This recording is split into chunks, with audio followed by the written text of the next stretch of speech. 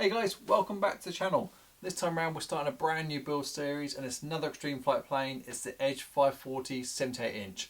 I can't wait to get going. Let's unbox this baby and take a look at the components we're putting inside.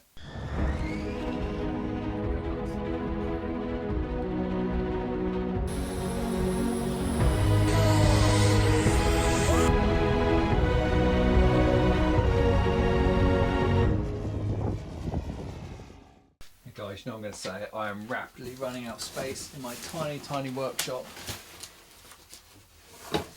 But hey, let's make do. Here we go. Absolutely love this bit. Stickers.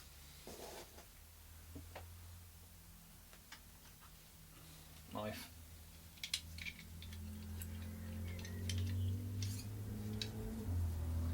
Oh, by the way, I know I've got flip-flops and socks on right now. Just ignore that.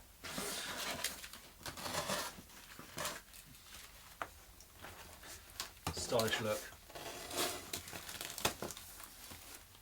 Yeah. Nice set of sticks. But of course, we won't be using those, or many of those, because we're going to be using B&E graphics.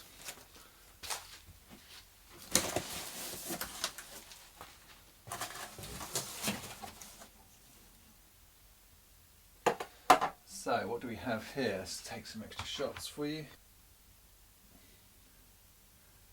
So wing bag, canopy cover, cowling.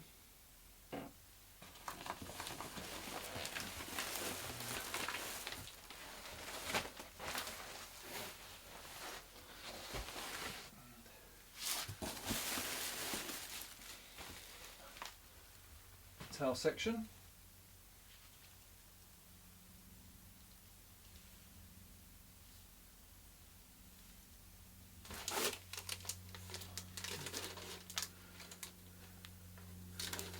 Cowling. There's actual spinner in here as well. I think it's an extra.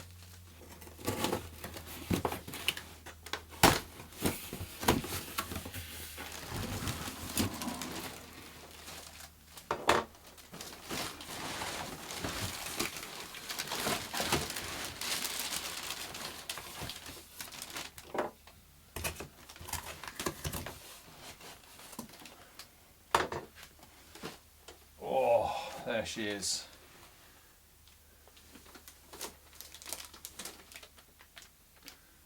Get that unwrapped in just a minute.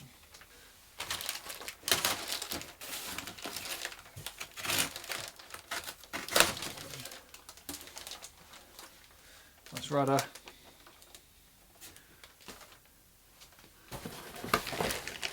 Ah, box of bits.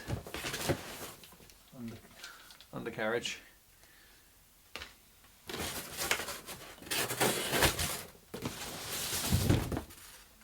Components.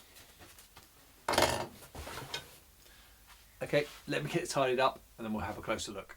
Okay guys, so here is the close-up on the model and the components. So first off we've got on the tailplane sections, massive elevator, really like that. All pre-hinged as well. So I think pretty much all extreme flight stuff now comes pre-hinged. The majority of the models do. Just saves you a bit of work and they really do a great job of tucking in the seal there so there's no gap whatsoever. Quick release system on this model, which I'll show you on the fuselage in a minute. There's no more messing around with bolts, which is great. A tube at the back, a main tube and a front tube as well.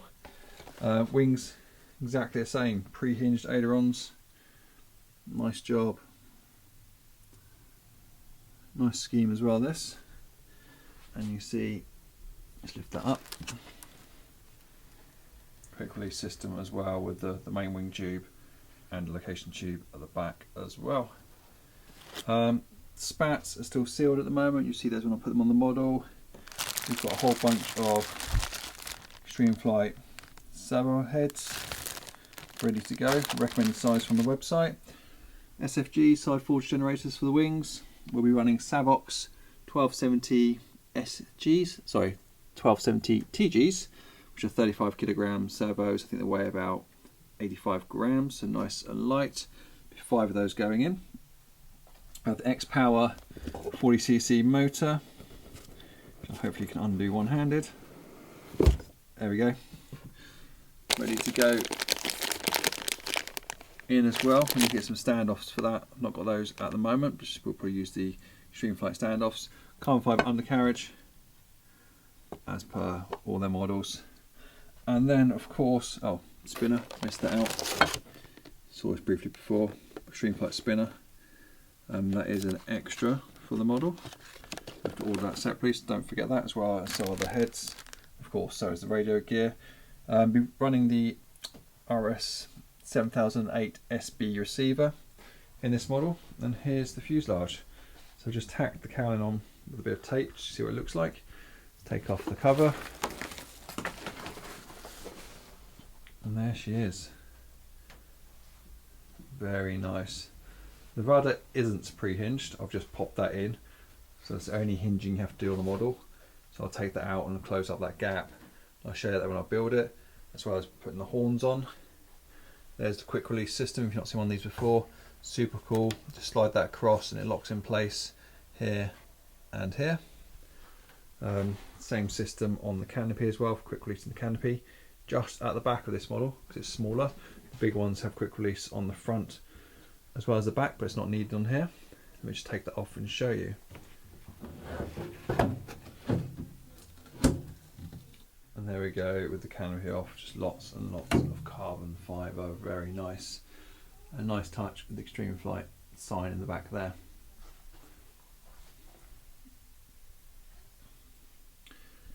Reinforcement here, it's nice to see. And they also put in a tube running down the fuselage for your servo wires, which is also pretty cool. Reinforced plate here for the rudder servo, and then some little mounts here for the straps for either fuel tank or possibly for batteries. We're not quite sure on the battery location at the moment. Do that when we do the CFG. So that is a close up. So I think what we're going to do, we're going to crack on and start building it. So we're going to start with the wings, get both the wing panels done and the tailplane section, just a case of putting on the horns and installing the servos and the rods. Let's do that now. Okay guys, so we've got the first wing panel out on the bench at the moment. I've located the main wing components. Again, Extreme Flight, really good. They label everything for you, put them in small bags, you know, you get out the right components for the right thing you're working on. I've run a spare extension lead just through the tube, so the wing has a nice tube in it to feed the lead through. I just thought I'd feed one through, so when I put the servo in, I can feed it back. I am going to extend the wire on the servo very slightly, so it doesn't quite come out far enough for my liking. So I'm going to use a small extension lead. Before I put that together, I'm going to put some heat shrink over this extension lead, so that this wire's not going to separate. I mean, it's tight anyway, but with heat shrink over there, it'll just be a little bit better. And it will be accessible, but we'll do that before that goes in the model. So that's all I've done so far. Move that out of the way. So really the first job and the only job on the wing is to put these horns on, to epoxy the horns in place, and then of course put the servo in and put the rod in. So everything we need is in this pack. Let me show you. So obviously we have two of everything, but we just want one at the moment. So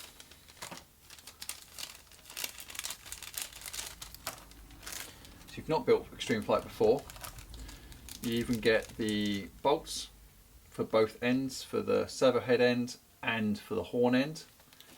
The horns look like they're two horns for each side, but I'll show you how it works.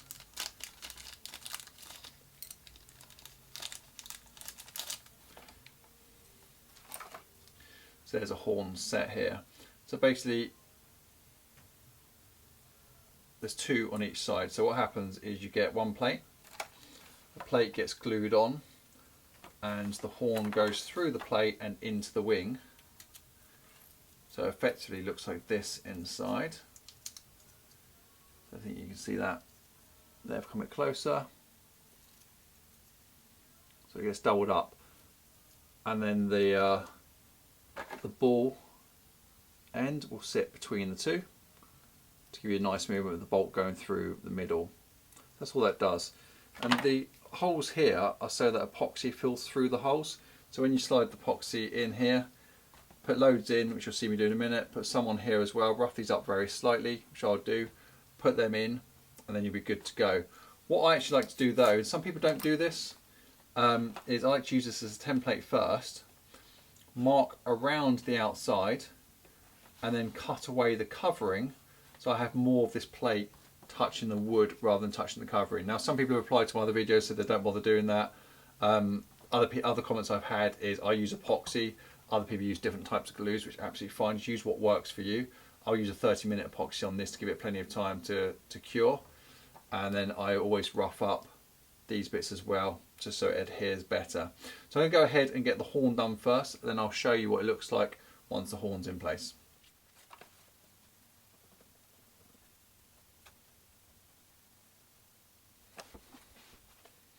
Okay guys, so we're prepped and ready to go. As you can see, I've decided to switch epoxy to a slightly quicker epoxy.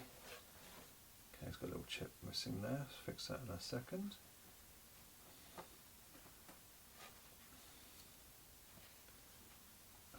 There we go, right, try that again.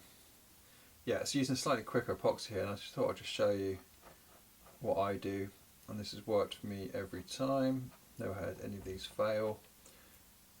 Let's just flood these holes and also cover this area as well with the epoxy. And don't worry if you get any on the covering, I'll show you the best way to remove that in a minute once we're all squished down here. Now I'm going to take the plate, which I've already roughed up very slightly. See that, just to take the smooth edge off of it, obviously only on one side. I don't know if you've noticed already, but I didn't notice straight away, but Extreme Flight have now made these black, which I think is super cool. Normally they're kind of like a murky material, which I'll show you in a minute. Plate's in place, now I've got my two horns, also slightly roughed up. I will just put some on here as well, just really flood in the holes.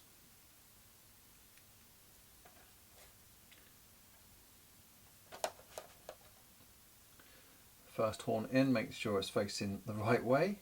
You definitely don't want to stick these in the wrong direction. That would give you a bad day. And that's a super tight fit, which is nice. I did have to work on the holes very slightly when I was just doing a dry fit.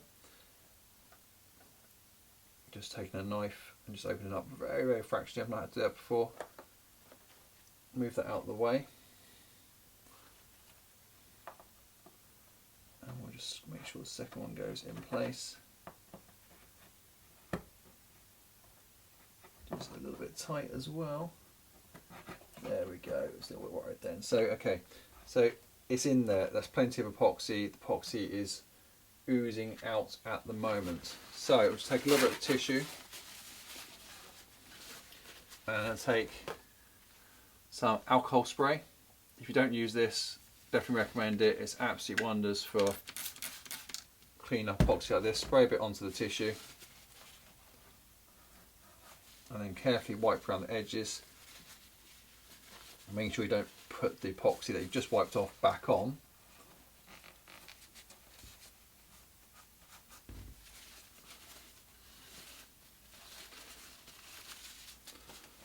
Another bit of tissue.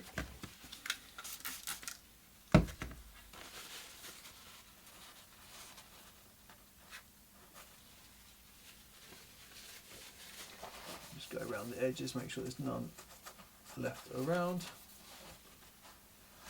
I'm going to wipe it off the plate. Now, those of you that watched my videos before probably noticed already I've done something slightly different this time.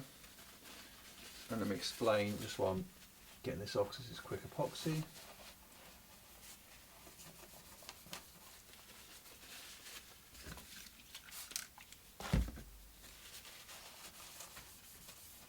There we go. And that's nice and clean. So normally I save the off-cut of covering and I put that back through and over so it's white, but they've made such a good job now of making these black, and I think it matches the scheme pretty well. I'm not going to do that, I'm not going to hide the base, so I'm going to leave that off on this model. Just a small thing. Take another bit of tissue with a lollipop stick and a bit of spray. just carefully go between the horn as well, just to wipe off the excess that we had in between. That's much better. It was just bugging me very slightly. Okay, so that should be good, nice and clean. Okay, so that's one horn done. I'll get the other one done in a minute, but next up is the servo on this wing.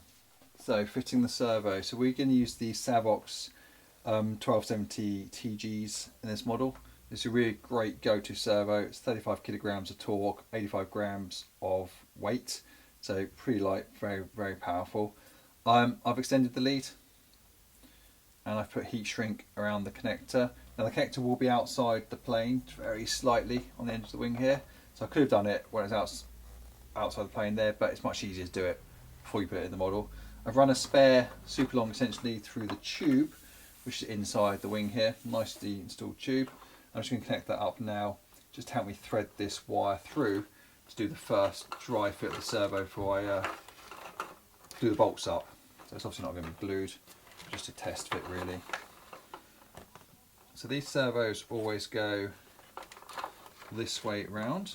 If you're not sure about that, just check for on the rods, they should be pretty length, and just check where the head is. So obviously the head goes this way. And I'm expecting to have to open this up very slightly, so I've done it on most of the other models, so yeah, it looks like it's going to fit. I mean, line up that, because there's the wire there, can't quite get the angle in place, so you just have to shave off basically just under a mil, about half a mil on each edge there.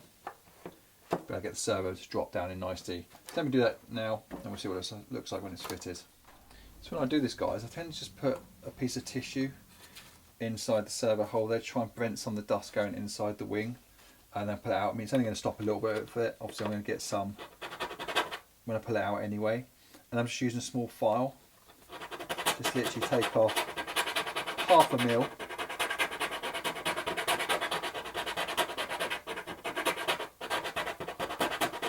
On both sides. Be careful this side because the wire's still in play.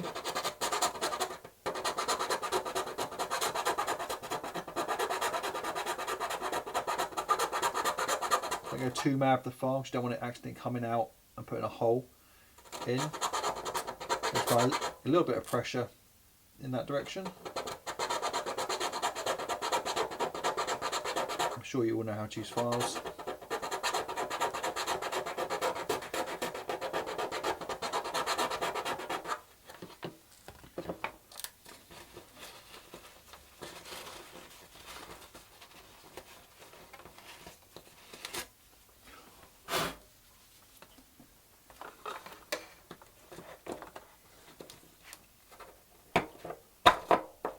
That's enough.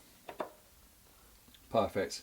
So that's sitting down nicely. Now next thing you do is put the fixtures on the servo. Let me show you those. And again, it might be a little bit controversial here because it's a bit dark, isn't the camera? I'm just going to show you the way around that I put these grommets in and the metal spaces. Now the idea is the spacer goes up from the bottom, not from the top. It's there to, well, protect it from the bottom. So first off, put these on. Again, these on the Savox servos go one way around as well. They're, bring it to the camera, might be help. Ooh. As you can see, they're very different, slightly different size on one side compared to the other side. Now the wider side, oh there you go, the wider side goes on the bottom and the narrow side goes on the top. Let me show you that on another servo. Okay, so here we are. Let's pop one on very quickly. Not always the easiest things to get on. There we go. So you've got, get two.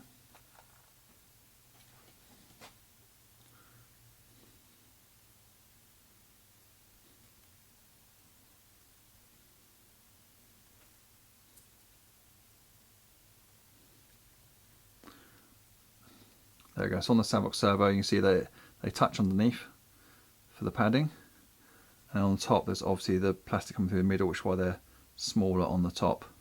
So make sure you get those the right way around. And then for these little metal pieces go in from the bottom, not from the top. And I'll put those in just a second, but to show you why I believe it's that way around. So the screw itself has got a head on it and like a washer built into it, and that's what will go down. That will hit the top of this part of the metal, and that'll be it. So you don't want to be squashing the rubber down too much. You want the screw touching.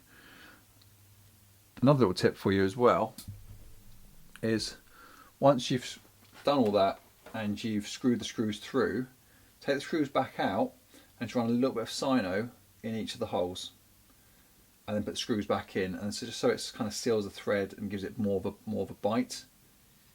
Especially if you're going to ply. We've actually got a piece of carbon here on top of the ply which we're going into on this particular model. Give it a go. Let me know thoughts below in the comments, or in the comments below rather. If you do anything differently with servos, let me know. Or if you've got an opinion on why around the grommets go, let me know as well. Guys, if you're having problems putting these metal pieces in, just use a small screwdriver like I'm doing, just to support it rather than using your thumbs, and then push it through and then pull it back out and just give it a little squeeze. Right, nice and easy way of doing it. I used to use my fingers and then used to hurt basically. I'll show you that again. So it's on the end of the screwdriver. Just pushing it in, putting it back out. Let's get it bolted in. While we're talking of bolts, I'm not going to use the supplied screws that come with these servos, which have got the crosshead on them.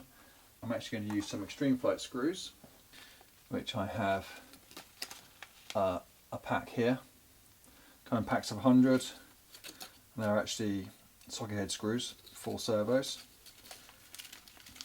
Just because I prefer to use a socket head, and they're just a nicer colour. Small thing, but small things do add up.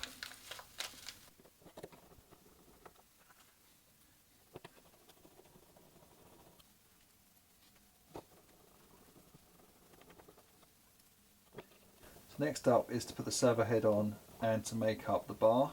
The bar's made up already.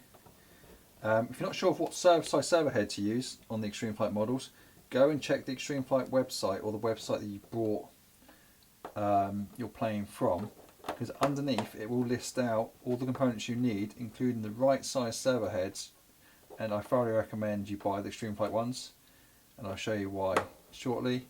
But just the fact that it's got the right size listed, you know, and if you use the right ones, you're going to guarantee you can get the correct amount of movement in the different rate conditions as well. So definitely do that. Right, that's on tight enough for a moment. I will take those bolts back out and run some sino in the holes, and then I'll do my final checks when I finish the model and make sure the screws are tight. Right, let's find the servo heads. So guys, just literally 2 seconds ago praised Extreme Flight for supplying all the bolts that you need for these connectors. I have just noticed that I don't like this one here. I don't know if you can see it, there you go, because it's not quite long enough. So this is a 16mm bolt, and the time you put the nut on the end, you're not really getting enough of the nut in there. Now look, these heads are threaded, and you could say you could use Loctite, but no, I'm going to use Loctite and a nylon nut on these. So I'm going to take that out, swap it over, and while I'm doing so, I'm just going to show you another thing as well. He says, there we go. Okay, so here's a just 20mm bolt. I'm going to slide back through the rod. Now before you put it through the head, you've got these tiny dome shaped pieces which have to go on first, and that's just so the ball joint from the head sits on top of the dome. Then you go around one way like so, and then the dome, there we go, I guess it's focus, goes through into the head. I'm using the furthest hole so I can get the maximum movement, which we'll just check in a minute as that gets into focus. There we go. Again, these are threaded, And I will put some Loctite on them on my final checks. There we go, so that gives us a nice joint. So just while we're on these heads, these are M3s. M3 threads pre-cut in there, you can just about see that. Obviously your normal servo screw end up going through here, and then you've got these on them as well. So once your servo screws through, you can really tighten up onto the servo by using this bolt, and it'll close down and grip it. So there shouldn't be any chance of that coming off. Really nice design. So there we are, guys, that's the servo in and finished. I've deliberately left the bolt out at the moment because I've not centralised the servo, so that the head's actually loose. To me, that looks absolutely fine. Right, I'm going to crack on and do the second wing, and then we'll go over to the tailplane. Okay guys, so we're now onto the tail section, or the horizontal stabiliser. I've got the stab bag out. Let's see what we've got in here. They're pretty much the same as the wings. We've got the horns to do, and we've got a bunch of bolts, and we've got the 2 rods. Now, because this is a 78-inch model, the servo does not sit inside like it does on the 92-inch size and the 1.4, etc, etc. So the servo sits in the fuselage, which I'll show you when we do the fuselage in a minute. So the only thing we can really do is to spin these over and do the 2 horns, which I'll do now in exactly the same process. Then I'll show you when we're finished. Before we do that, just have another look at these, because these are, I think, are absolutely gorgeous. They're all hinges pre-done, covered into the hinge line as well, so no air can go through.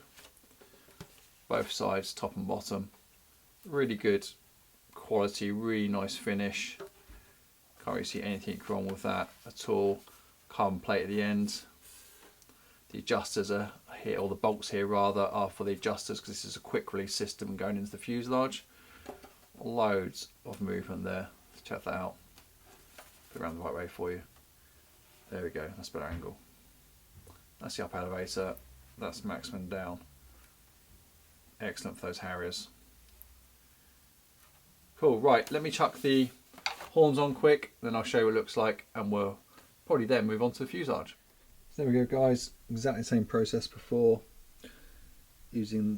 Doing a dry fit first, then using the square plate to cut off the covering, and then epoxying exactly the same way, and using the alcohol spray to tidy up the epoxy if needed. Now I could go ahead and put the rods on, although as there's no servos to connect them to in the stabilisers, they're just going to flap around and hit the stabiliser. So I'm going to leave the rods off at the moment, and probably leave them attached. Where are they? There. I'll probably leave them attached to the servos in the fuselage where they're out of harm's way. So that is it, wings done and stabilisers done. So guys, we've just about hit time on this video. We've unboxed the Edge 540, we've done the horns on the wings and stabilisers, we've installed the servos on the wings, which pretty much just leaves us to get on with the fuselage, which we'll do next time round. So please like and subscribe, leave some comments below, and I'll see you next time.